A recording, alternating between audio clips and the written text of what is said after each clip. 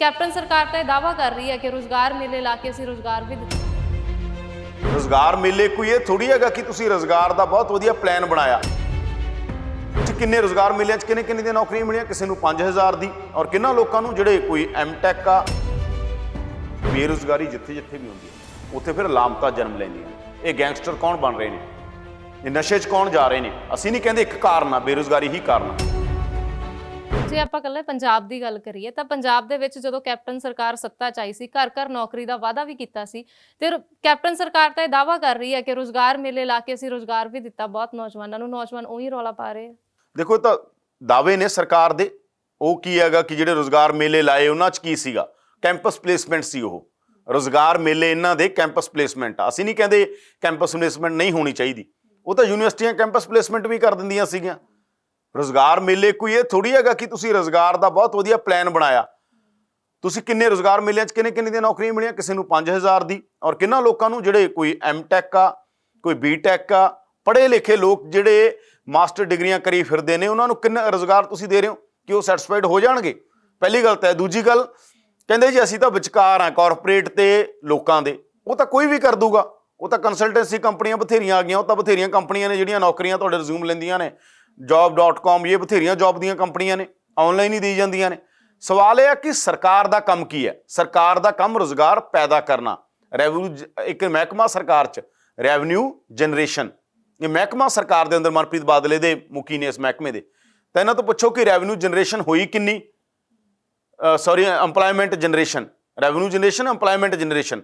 ਅੰਪਲਾਇਮੈਂਟ generation ਹੋਈ ਕਿੰਨੀ, ਅੰਪਲਾਇਮੈਂਟ generate ਕਿੰਨਾ ਕੀਤਾ। ਯਾਨੀ ਅੰਪਲਾਇਮੈਂਟ ਜਨਰੇਸ਼ਨ ਤੁਸੀਂ ਇਹ ਕਹੋਗੇ ਕਾਰਪੋਰੇਟ 'ਚ ਕੋਈ ਨੌਕਰੀ ਲੱਗ ਗਿਆ, ਤੁਸੀਂ ਕਹੋਗੇ। ਸੁਖਬੀਰ ਬਾਦਲ ਨੇ ਇੱਕ ਤੰਜ ਕੱਸਿਆ ਸੀ, ਉਹ ਬਿਲਕੁਲ ਠੀਕ ਸੀ ਇਸ ਗੱਲ ਦੇ ਉੱਤੇ। ਉਹ ਕਹਿੰਦੇ ਕਿ ਮੇਰੀ ਗੱਡੀ ਦੇ ਡਰਾਈਵਰ ਨੂੰ ਵੀ ਤੁਸੀਂ ਇਸ ਖਾਤੇ ਪਾ ਦੋਗੇ ਕਿ ਇਹ ਵੀ ਅਸੀਂ ਨੌਕਰੀ ਦਿੱਤੀ ਆ ਉਹਨੂੰ, ਜੇ ਉਹਨੂੰ ਅਸੀਂ ਉੱਥੇ ਰੋਜ਼ਗਾਰ ਮੇਲੇ 'ਚ ਭੇਜ ਦਈਏ। ਮੈਂ ਕਹਿੰਦਾ ਕਿ ਮੈਨੂੰ ਇੱਕ ਡਰਾਈਵਰ ਚਾਹੀਦਾ। ਗੱਲ ਠੀਕ ਹੈ। ਦੇਖੋ ਤੁਹਾਨੂੰ ਇਹ ਨਹੀਂਗਾ ਕਿ ਜਾਂ ਅਕਾਲੀਆਂ ਵੇਲੇ ਬਹੁਤ ਵਧੀਆ ਸੀ ਹਾਲ, ਅਕਾਲੀਆਂ ਵੇਲੇ ਵੀ ਇਹੀ ਹਾਲ ਸੀਗਾ। ਤੰਜ ਕੱਸਣ ਨੂੰ ਠੀਕ ਆ, ਸੁਖਬੀਰ ਬਾਦਲ ਕੱਸ ਦੇਣ, ਕੱਲ ਨੂੰ ਕੈਪਟਨ ਕੱਸ ਦੇਣਗੇ। ਮਸਲਾ ਇਹ ਹੈਗਾ ਕਿ ਸਰਕਾਰ ਸੀਰੀਅਸ ਹੈਗੀ ਆ ਕਿ ਗੰਭੀਰ ਹੈਗੀ ਆ। ਸਾਰੀਆਂ ਸਰਕਾਰਾਂ ਕਿ ਇਸ ਮਸਲੇ ਤੇ ਗੰਭੀਰ ਨੇ। ਮੈਨੂੰ ਲੱਗਦਾ ਸਰਕਾਰਾਂ ਦੇ ਏਜੰਡੇ ਤੇ ਗੱਲ ਨਹੀਂ ਹੈ। ਔਰ ਬੇਰੁਜ਼ਗਾਰੀ ਜਿੱਥੇ ਜਿੱਥੇ ਵੀ ਹੁੰਦੀ ਹੈ ਉੱਥੇ ਫਿਰ ਲਾਮਤਾ ਜਨਮ ਲੈਂਦੀਆਂ ਨੇ। ਇਹ ਗੈਂਗਸਟਰ ਕੌਣ ਬਣ ਰਹੇ ਨੇ, ਇਹ ਨਸ਼ੇ 'ਚ ਕੌਣ ਜਾ ਰਹੇ ਨੇ। ਅਸੀਂ ਨਹੀਂ ਕਹਿੰਦੇ ਇੱਕ ਕਾਰਨ ਆ, ਬੇਰੁਜ਼ਗਾਰੀ ਹੀ ਕਾਰਨ ਆ। ਬਹੁਤ ਕਾਰਨ ਹੁੰਦੇ ਨੇ। ਸੁਸਾਈਡ ਕੌਣ ਕਰ ਰਹੇ ਨੇ ਕਿਸਾਨ। ਇੱਕੋ ਕਾਰਨ ਨਹੀਂ ਹੁੰਦਾ, ਕਿਸੇ ਵੀ ਚੀਜ਼ ਦੇ ਮਲਟੀ ਡਿਮੈਂਸ਼ਨਲ ਕਾਰਨ ਹੁੰਦੇ ਨੇ। ਵਨ ਡਿਮੈਂਸ਼ਨਲ ਕੁਝ ਵੀ ਨਹੀਂ ਹੁੰਦਾ।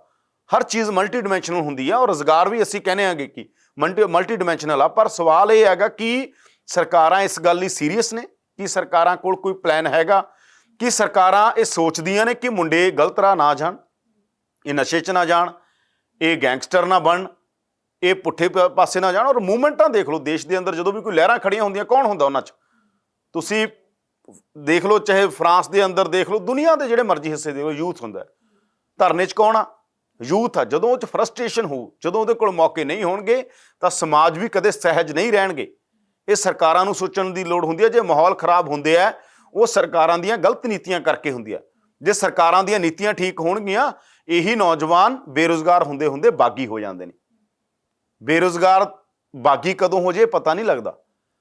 ਔਰ ਬੇਰੁਜ਼ਗਾਰ ਬਾਗੀ ਹੁੰਦੇ ਆ, ਉਹ ਕੋਈ ਭਟਕਣਾ 'ਚ ਚਲਾ ਜਾਂਦਾ, ਕੋਈ ਨਸ਼ੇ ਚਲਾ ਜਾਂਦਾ, ਕੋਈ ਕਿਸੇ ਪਾਸੇ ਚਲਾ ਜਾਂਦਾ। ਕਦੇ ਕੋਈ ਕੱਲ ਨੂੰ ਤੁਹਾਡੇ ਸਾਹਮਣੇ ਖੜਾ ਹੋ ਜਾਊਗਾ ਉੱਠ ਕੇ, ਫਿਰ ਕੀ ਕਰੋਗੇ, ਕੋਈ ਲਹਿਰ ਦੇ ਰੂਪ 'ਚ ਖੜਾ ਹੋ ਜੂ। ਜੇ ਤੁਸੀਂ ਅੱਜ ਹੀ ਇਹਨਾਂ ਗੱਲਾਂ ਦੇ ਉੱਤੇ ਕੰਮ ਕਰੋਗੇ ਕਿ ਸਾਡਾ ਯੂਥ ਸਹੀ ਪਾਸੇ ਰਹੇ, ਸਾਡਾ ਯੂਥ ਗਲਤ ਪਾਸੇ ਨਾ ਜਾਵੇ, ਜੇ ਉਹਨੂੰ ਆਪਣਾ ਯੂਥ ਸਮਝੋਗੇ, ਕਿਉਂਕਿ ਤੁਸੀਂ ਤਾਂ ਆਪਣੇ ਬੱਚਿਆਂ ਨੂੰ ਆਪਣਾ ਯੂਥ ਸਮਝਦੇ ਹੋ, ਉਹਨਾਂ ਨੂੰ ਤੁਸੀਂ ਨੌਕਰੀਆਂ ਵੀ ਦੇ ਦਿੰਦੇ ਹੋ ਕੈਬਨਿਟਾਂ 'ਚ ਪਾਸ ਕਰ ਕਰਕੇ। ਮਤਲਬ ਮੰਤਰੀਆਂ ਦੇ, ਐਮਐਲਏਆਂ ਦੇ ਮੁੰਡਿਆਂ ਨੂੰ ਨੌਕਰੀਆਂ ਦਿੱਤੀਆਂ ਗਈਆਂ ਨੇ। ਐਮਪੀਆਂ ਦੇ, ਮੰਤਰੀਆਂ ਦੇ, ਐਮਐਲਏ, ਇਹਨਾਂ ਦੇ ਘਰਾਂ 'ਚ ਨੌਕਰੀਆਂ ਚਲੀਆਂ ਗਈਆਂ। ਇਹਨਾਂ ਨੂੰ ਨੌਕਰੀਆਂ ਕੌਣ ਦੇਗਾ। ਤਾਂ ਫਿਰ ਜਦੋਂ ਤੁਸੀਂ ਕਹਿੰਦੇ ਹੋ ਕਿ ਜੀ ਇਹ ਹੁਣ ਮੂਵਮੈਂਟ ਉੱਠ ਖੜੀ, ਇਹਨੂੰ ਕ੍ਰੈਸ਼ ਕਰ ਦਿਓ, ਇਹਨੂੰ ਇਹ ਕਰ ਦਿਓ। ਜੇ ਤੁਹਾਡੀ ਸੋਸ਼ੋਲੋਜੀ ਠੀਕ ਹੋਵੇ, ਜੇ ਤੁਹਾਡੀ ਸੋਸ਼ੋਲੋਜੀ, ਸਾਈਕੋਲੋਜੀ, ਇਕਨੋਮਿਕਸ ਦੀ ਸਮਝ ਹੋਵੇ, ਹਿਸਟਰੀ ਦੀ ਸਮਝ ਹੋਵੇ ਤੁਹਾਨੂੰ ਸਰਕਾਰ ਨੂੰ ਕਿ ਭਾਈ ਪੰਜਾਬ ਕਿਹੜਾ ਖਿੱਤਾ ਹੈਗਾ, ਇੱਥੇ ਨੌਜਵਾਨਾਂ ਨੂੰ ਸ਼ਾਂਤ ਰੱਖਣਾ, ਇਹਨਾਂ ਨੂੰ ਕੰਮ ਤੇ ਲਾ ਕੇ ਰੱਖਣਾ ਜ਼ਰੂਰੀ ਹੈ। ਜੇ ਵਿਹਲੇ ਰਹਿਣਗੇ ਕਿੱਧਰ ਨੂੰ ਤੁਰਨਗੇ, ਸਭ ਨੂੰ ਪਤਾ ਹੈਗਾ ਕਿੱਧਰ ਤੁਰਦੇ ਨੇ। ਪੰਜਾਬ ਦਾ ਇਤਿਹਾਸ ਹੈ ਇਹ। ਤੇ ਇਸ ਕਰਕੇ ਜ਼ਰੂਰੀ ਹੈ ਇਹਨਾਂ ਨੂੰ ਰੋਜ਼ਗਾਰ ਦੇਣਾ ਤਾਂ ਕਿ ਪੰਜਾਬ ਸ਼ਾਂਤ ਰਹੇ, ਬਿਹਤਰ ਰਹੇ, ਤਰੱਕੀ ਕਰੇ।